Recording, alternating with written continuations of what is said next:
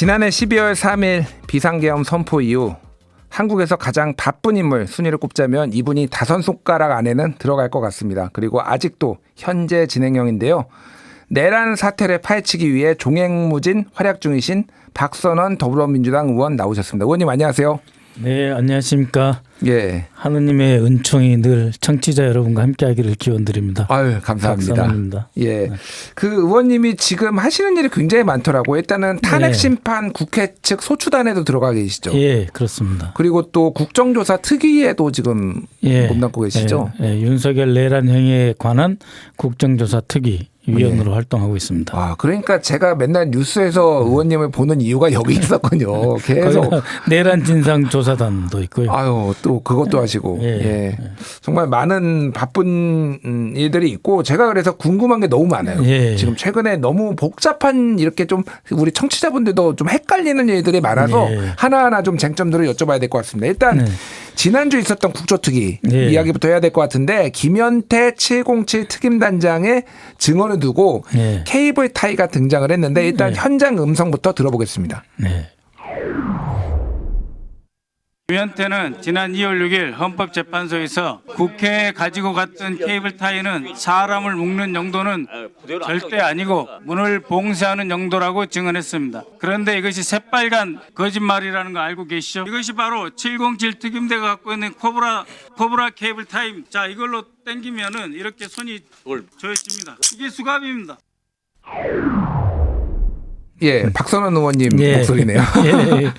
이 케이블 타이, 그러니까 지금 제가 좀 정리를 해보자면 김현태 707 특임단장이 케이블 타이를 가져간 게 국회 문을 봉쇄하기 위해서 걸어 잠그기 위해서 가져갔다라는 건데 이게 이제 사실이 아니라는 거잖아요. 예, 그렇습니다.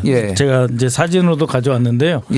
이 제품의 이름이 아예 수갑이라고 돼 있어요. 아, 이게 수갑이에요? 예. 코브라 수갑이라고 돼 있습니다. 그렇군요. 그리고 제가 가져왔는데요.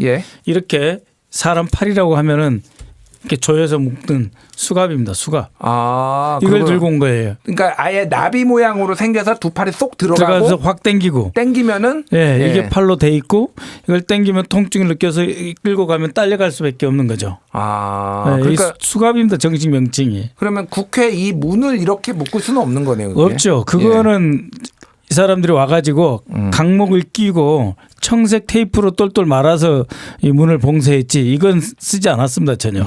그렇군요. 그러니까 이게 이제 쟁점이 된 게 어쨌든 국회의원들을 끌어내라. 이런 지시를 받았음에도 불구하고 그리고 케이블 타이까지 체포하려고 준비를 했음에도 불구하고 다른 말을 하고 있다. 이런 거를 밝히기 위해서 지금 말씀하신 거죠? 그렇죠. 계엄군 투입의 목적이 뭐냐. 국회의원들을 잡아서 소위 노상원식 표현을 하면 수거해서 수집소에 보내서 처리하려고 하는 그 용도로 국회의원들을 끌어내서 묶어서 포박해가지고 모처에 끌고 가려고 하는 그 목적으로 국회를 침탈한 것이고 그래서 그것은 곧 어떠한 계엄법에도 국회에는 입법부는 손대지 못하게 돼 있어요. 그 입법부를 침탈해서 국헌문란 행위를 한 증거이기 때문에 이 수갑이 쟁점이 되고 마는 거죠. 그렇군요. 금방 걸릴 거짓말 같은데 이게 참 이렇게 얘기가 나온 거 참 재밌게 봤고요. 박선원 의원님에 대한 또 일부 공격이 있었어요. 많이 있습니다. 이거 좀 뭐 여쭤봐야 될 것 같은데 홍장원 국정원 1차장이 윤석열 대통령과 여인영 방첩사령관으로부터 그 명단을 이제 싹 잡아들여 한 다음에 방첩사령관으로부터 명단을 그 정치 명단을 들어서 이렇게 적었다라는 게 이게 뭐 1, 2, 3, 4차 메모가 있어서 이게 뭐 신빙성이 있네 없네 이게 헌재에서 논란이 됐는데 그 홍장원 메모를 박선원이 써줬다 이런 주장이 나오더라고요. 그게 말이 안 되죠. 일단 제가 홍장원 차장을 만나야 되잖아요. 메모를 쓰려면 만난 적이 없어요. 그리고 이 메모는 이미 12월 6일 국회 정보위 위원장 신선범 위원장 그리고 야당 간사인 박선원 저를 대신해서 들어간 김병기 의원 그리고 이성곤 간사 세 사람이 이 메모를 봤어요. 그래서 홍장원 차장 이 메모를 보여줬습니다. 신선범 위원장한테 보여줬어요. 근데 이분들이 메모를 보고 사진을 찍거나 그거 좀 줘서 복사하거나 이런 것을 안 했는데 이미 그때 봤던 메모가 똑같이 그대로 유지되고 있는 거예요. 수매 일관하게. 그렇기 때문에 첫 번째 제가 만난 적도 없는 홍장원 차장의 메모를 어떻게 쓸 것이며 통화 기록에서 제가 홍장원을 만난 적이 없다는 것도 다 공개를 했습니다. 예. 필적까지 공개를 했습니다. 그리고 그 자리에서 메모를 봤던 신성범 위원장, 이성권 저쪽 국민의힘 간사, 김병기 우리 쪽 간사가 다 있어요. 예. 이 메모를 이미 봤어요. 제가 없는 자리에서. 근데 어떻게 이걸 조작을 합니까? 말이 안 되는 거죠.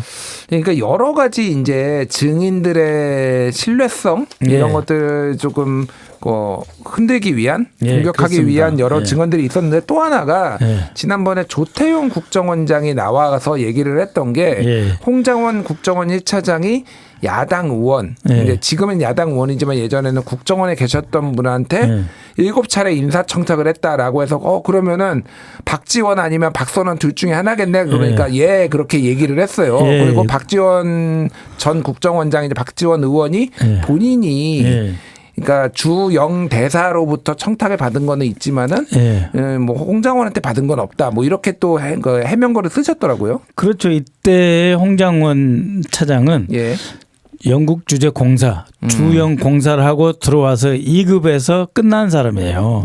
그래서 이제 공로 연수라 그래가지고 국정원에 출근도 하지 않고 6개월 동안 대기하다가 그냥 나가는 그 시기예요. 그러니까 이거는 정말 대통령 할아버지라도 이 사람을 승질 못 시켜요. 근데 이제 홍장원 이 워낙 유명했거든요. 유능하다고. 그래서 주영 대사를 지냈으며 국정원의 고위직을 지냈던 분이 계속 박지원 원장께 부탁을 한 거죠. 근데 사실 이분은 인사철마다 부탁을 해요. 이때는 누구 부탁하고 저때는 저때 부탁하고. 뭐 그건 누군가는 이제 추천이라고도 얘기를 하고 누군가는 인사청탁으로 볼 여지도 있지만 근데 어쨌든. 이제 그분은 그게 어떻게 보면은 이제 국정원에서 근무했던 좋았던 추억을 가지고 그게 자기 일이에요. 그런 분이고 이것에 대해서 아니 이미 공로연수 들어간 사람을 할 수가 없다 해서 계속 잘랐거든요. 그것을 홍장원 본인은 몰라요. 본인은 모른다고? 기대할 수가 없어요. 그 상황을 진급을 시킬 수가 없어요. 이미 공로연수 딱 들어가잖아요. 그러면 예를 들면은 이 국정원 직원법에도 있는데 2급은 계급 정년이 5년이에요. 그 5년이 딱 차면은 더 이상 승진이 안 되잖아요. 그럼 나가야 돼요. 6개월 공로연수 갔다가 무조건 나가야 돼요. 그 사람을 다시 쓸 수가 없어요. 법에. 그렇군요. 국정원 직원법에 못 쓰게 돼 있어요. 국정원 이제 내부 사정을 이렇게 잘 아시는 거는 국정원 1차장을 또 하셨었잖아요, 의원님이. 제가 국정원장 특별보좌관 기조실장 그리고 국정원 1차장을 했었죠. 그래서 제가 이거를 좀 여쭤봐야 될 것 같은데 최근에 이제 조태용 국정원장이 그때 나와서 국회 측에서 질문을 했을 때 김건희 여사 문자를 받았다. 12월 2일 날이죠. 계엄 전날에. 그래서 12월 3일 날에 당일 날에 이제 답장을 했다. 이게 나왔는데 제가 이걸 다시 꺼내는 이유는 오늘 조선일보가 이제 요거와 관련해서 기사를 썼는데 김건희 여사가 본인의 휴대전화가 이제 11월 달에 바꿨다고 그랬죠. 전화를 바꿨다고 그러니까 바뀐 저 전화번호를 알려주기 위해서 전화를 한 거고 그거를 그래서 이거는 계엄과는 상관이 없다 이런 취지의 기사를 썼더라고요. 이건 좀 어떻게 보셨습니까? 그렇게 해명하면 문제가 커져요. 문제가 커지는 건가요? 왜냐하면 그냥 두고 문자가 2번 와서 문자 한 번 답변했다. 그걸 끝나면 좋은데 이게 왜 커지냐면은 바뀐 전화번호를 줬다. 그죠? 그래가지고 그러면은 이 전화번호로 국정원장이 다른 비화폰으로 전화했으면 어떻게 되는 거예요? 그렇잖아요. 그러고 났더니 김건희 여사가 가만히 듣다가 다시 또 문자 해가지고 다시 이때는 만약에 문자로 답신을 했다. 그럼 일이 커지는 거예요. 그래서 아니 대개 이 자기 전화번호가 바뀌면 대통령 부인이면은 한 10명, 20명한테 한꺼번에 쫙 보냈을 거 아니에요. 본인 말대로라고 한다면 그러면 끝이지. 그럼 두 번째 문자는 왜 보냅니까? 문자가 두 개가 두고 갔는데 그러니까 이게 말이 안 되는 거고 일이 커지는 거예요. 원래 이 조태용 원장이 그 해당 언론사하고 상당히 가깝다는 거는 알지만 이게 자꾸 해명이 오히려 이 부정적이고 악순환을 낳는 그런 상황이라고 저는 봐요. 그러니까 이게 또 그 기사에 대한 반응이 그러니까 예전부터 연락을 해왔으니까 바뀐 전화번호도 알려주는 거 아니야? 이 얘기가 나오더라고요. 그동안 쓰고 이거 있잖아요. 그동안 쓰던 거 자주 연락은 하지 않지만 쓰던 그 번호. 그럼 가끔 했다는 거잖아요. 그 전화번호 또 바뀌었다. 그리고 그 바뀐 전화로 조탱이 전화해서 앞으로 이 전화로 연락을 하면 됩니까? 그랬는데 다시 문자가 왔다. 그래서 또 문자로 답변했다. 그러면 일이 크고 복잡해지는데 이 사람들이 정말 뭘로 막을 걸 뭘로 막는다라고 일을 키우고 있는 거. 이 변명이 안 통해요. 이런 게. 그렇군요. 그러니까 제가 진짜 잘 몰라서 그러는데 그러면 역대 영부인들은 국정원장하고 이렇게 소통을 하신 분들이 있나요? 안 하죠. 안 하죠. 잘 몰라서 물어보는 거예요. 아니. 누가 합니까? 이희호 여사님이 합니까? 권양숙 여사님이 합니까? 손명순 여사님이 합니까? 누가 합니까? 예. 네? 안 해요. 뭐 유경수 여사가 혹시 중정부장하고 뭐 연락을 하거나 그때는 모르겠어요. 왜냐하면 국내 정치를 활발하게 중앙 정부를 통해서 했을 때니까 그랬을지는 모르는데 그래도 유경수 여사도 안 했을걸요. 김재규 이전의 시절인데 그게 하겠어요. 그래서 그건 불가능한 일인데 근데 김건희 여사는 한단 말이에요. 네? 아니 그 심지어 본인이 인정했잖아요. 윤석열 대통령 본인이 새벽까지 보니까 내 핸드폰으로 문자 주고받고 있더라. 그거를 지금 계속 했다는 거 아닙니까? 그런 일은 근데 어느 정권에도 없습니다. 문재인 정부 국정원장, 서훈 원장, 박지원 원장 두 분 계셨는데 없어요. 그렇군요. 전혀 없습니다. 그럼 마지막으로 이거는 그럼 수사를 통해서 좀 밝혀져야 될 거라고 보십니까? 그래서 지금 이제 서버가 중요한 거죠. 지금 그렇군요. 그 경호처에 있는 비화폰 서버가 중요한 겁니다. 요거를 그럼 제가 이어서 질문을 드릴게요. 그러니까 경찰이 지금 3번 이제 그러니까 구속영장을 김성훈 경호차장에 대한 구속영장을 3번을 신청했는데 검찰에서 3번에 반려를 했어요. 그래서 도주 우려가 없다 뭐 이런 식으로 얘기를 해서 그래서 본인들이 판사야 뭐 이런 반응도 나오던데 이게 조금 뭔가 검찰에서 조금 뭐 감추고 싶은 게 있는 거 아니야? 이런 뭐 해석도 나오던데 이건 좀 적절하다고 보시는지 어떻게 보십니까? 이거는? 아니 적절하지 않죠. 그러니까 이제 김성훈 차장이 있어야 경호처 안에 있는 비화폰을 관리하는 서버의 압수수색이 막을 수가 있다. 그리고 경호처 서버 비화폰 압수수색이 막아져야만이 박성재 전 법무장관이나 다른 사람들이 이 사람에 대한 그리고 이제 그 대검 차장까지 이진동 김용현을 불러들이고 이런 전체 과정에서 모종의 딜이 있었을 거다. 그러니까 경찰로 구속되지 말고 검찰로 빨리 와서 구속되는 것이 낫다라고 하는 그 전체 과정이 드러나잖아요. 그렇군요. 그리고 그 다음에 12월 3일 날 그 박성재 장관이 과연 그 국무회의도 아닌 그 간담회에 가가지고 윤석열한테 어떤 지시를 받고 차 속에서 돌아가는 동안에 검찰과 법무부에 어떤 지시를 했는지가 다 나오잖아요. 그리고 거기서부터 시작해서 검찰이 총체적으로 계엄에 무엇을 했다는 것이 나오는 게 제일 두려운 거죠. 알겠습니다. 그 핵심이 바로 이 서버, 경호처 서버고 그것을 막아주는 그 압수수색을 막아주는 사람이 김성훈 차장이니까 절대로 이 사람은 구속돼서는 안 되는 거죠. 알겠습니다. 그렇기 때문에 또 민주당에서는 특검을 가야 된다. 그렇죠. 내란 특검 가야 된다 이렇게 하시는 것 같은데 방금 속보가 들어왔는데 경찰에서 서울고검에 3번이 영장이 기각된 김성훈의 구속영장 심의를 신청을 했다라고 합니다. 그래서 이거는 영장 심의는 경찰이 신청한 영장을 검사가 법원에 청구하지 않고 기각했을 때 관할 고등검찰청에 검찰의 처분이 적정했는지 심사하는 제도인데 이게 어쨌든 같은 검찰인데 그렇다고 또 이게 받아들여질까 그것도 좀 의문이긴 합니다. 그렇지만 이제 이거는 증거 인멸과 관계된 거잖아요. 그러니까 김성훈 처장이 이제 그건 체포 과정이나 이런 데서의 불법성뿐만이 아니고 이 전체적으로 지금도 탄핵 소추단 재판하잖아요. 헌법재판소에. 헌법재판소도 지금 윤석열을 지금 경호하고 나와요. 그리고 지금 이제 공관의 관제에 가서는 또 전체 그 한남동 관저하고 경호실 관저까지 관리하고 김건희 여사까지 관리하고 있잖아요. 그러니까 이 전체 과정에서 핵심 인사 중에 핵심 인사인데 그거를 지금 계속 3번이나 반려하니까 그 기관 내에서조차 과연 합당한지 다시 한번 들여다봐 달라라고 요구하지 않을 수 없는 거죠. 알겠습니다. 경찰로서는. 예, 일단은 요거는 추후에 저희가 어떻게 되는지 좀 알려드리고요. 네. 증거인멸 우려가 나왔는데 네. 김용현 전 국방부 장관의 수행비서로 알려진 양모 씨는 네. 특수본 조사에서 김 전 장관이 2층 서재 책상 위에 있는 자료 전부를 세절 이제 파쇄하라고 지시를 해서 3시간 동안 파쇄를 하고 노트북도 망치로 부쉈다 이런 진술이 나왔어요. 이건 좀 어떻게 보십니까, 의원님? 그러니까 이제 서재라고 하면은 어디냐면 이제 그 장관 집무실이 아니고 공관이죠. 그러니까 장관 공간에서부터 대통령 관저까지 잘해봐야 한 300에서 400m밖에 안 떨어졌어요. 그러니까 빈번히 왔다 갔다 하면서 이 자료를 작성을 했을 거 아니에요. 그러니까는 예를 들면 이런 겁니다.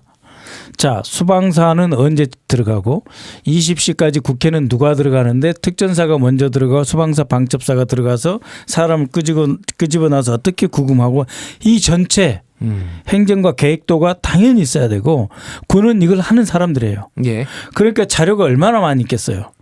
그거를 다 파쇄하는데 3시간이 걸렸다 하는 거는 그거는 거의 이 세단기라고도 하고 이제 세절기라고도 하는데 세절기 칼날이 부러질 정도로 했다는 것 뜻이에요. 네? 세절기 칼날이 부러질 정도로 계속 갈아야 되니까. 왜냐하면 거기다가 이제 호치키스 같은 그것도 있는데 그거 뜯고 빼고 할 시간도 없이 계속 갈게 되거든요. 그러면 이 세절기 날도 부러져요. 그럴 정도로 3시간을 다 했고 그다음에 컴퓨터를 망치로 두드려 깨다가 손이 다쳤다잖아요. 그 엄청난 양의 정보와 이 그 자료 증거를 다 인멸한 거예요. 그렇군요. 어쨌든 이런 것들을 종합적으로 밝히기 위해서라도 특검이 좀 필요하다. 이렇게 세절기로 3시간 하려면 최하 뭐 한 50cm 이상의 높이의 문서가 한 3덩어리 있어야 될 거예요. 그렇군요. 왜냐하면은 그 세절기 안에 그 종이 이렇게 잘게 부서진 거 있잖아요. 그걸 3번 버렸대잖아요. 그럼 국방부 장관이 이걸 가지고 있으면은 물론 이 전체 문서를 다른 사람이 가지고 있지 않더라도 부분적으로는 또 누군가는 또 가지고 있겠네요. 그러니까. 그렇죠. 일단은 대통령실, 대통령 부속실에 당연히 이게 있어야 되는 거고 빈번하게 다니면서 대통령한테 가서 이제 그 하다못해 이제 비상 계엄 선포문부터 시작해서 통고문 이런 거 그다음에 각 장관들에게 지시해야 될 거 그다음에 1일차 계획부터 30일 계획, 60일 계획 할 일이 얼마나 많아요. 아니 그 잡아서 수거해야 될 대상만 해도 500명이라고 써놨는데 실제로 제가 그 노상훈 수첩 전부 계산해 보니까 한 6천 명 나와요. 아, 6천 명이 나와요? 네, 6천 명이 나와요. 아니 500명 정도 수거 대상이라고. 행정관 예를 들어 이름이 적히지는 않았지만 거기에 있는 문재인 사람들. 정부 행정관이 한 번에 근무하는 게 430명 정도 돼요. 그게 힘들어서 1년 3번 정도 바뀌어야 돼. 1년 반, 2년밖에 근무를 못 해요. 그것만 해도 1,200명이잖아요. 그리고 뭐 공기업 무슨 공기업 사장만 해도 500명. 그다음에 감사 500명. 둘이 합치면 1,000명. 이것도 2년이니까 2.5를 곱해야 돼요. 그러면은 2,500명. 거기다가 전교조 선생님, 민노총, 정의위원 사재단 신부님들 얼마나 많습니까? 정치인들. 그러니까 그거를 왜 그럼 잡아가려고 했느냐? 노상훈 문서 서두에 써져 있어요. 법으로 해서 안 되니까 이 계엄을 통해서 싹 잡아가지고 대선이 오기 전까지 좌파 세력을 완전히 쓸어버린다는 계획이죠. 알겠습니다. 들으면 들을수록 이게 갈 길이 멀구나 수사를 해야 될 게 많아지겠구나 이 생각이 듭니다. 자, 내일 이제 탄핵 심판 최종 변론이 헌재에서 있습니다. 헌재가 정리한 5가지 쟁점이 첫 번째 비상계엄 선포 요건이 지켜졌나, 두 번째 계엄 포고령의 위헌 여부가 있나, 3번이 국회 활동 방해 여부가 있었나, 4번 법조인 등 체포 지시가 있었나, 5번 선관위 장악 시도가 있었나, 요 정도 지금 대략 정리가 된 것 같은데 또 소추단으로서 또 활동도 많이 지켜보셨으니까 좀 이게 탄핵 이 분위기 기각이 될지 일부는 뭐 기각이 될 수도 있다 뭐 이런 얘기도 나오고 그래서 좀 어떻게 보십니까?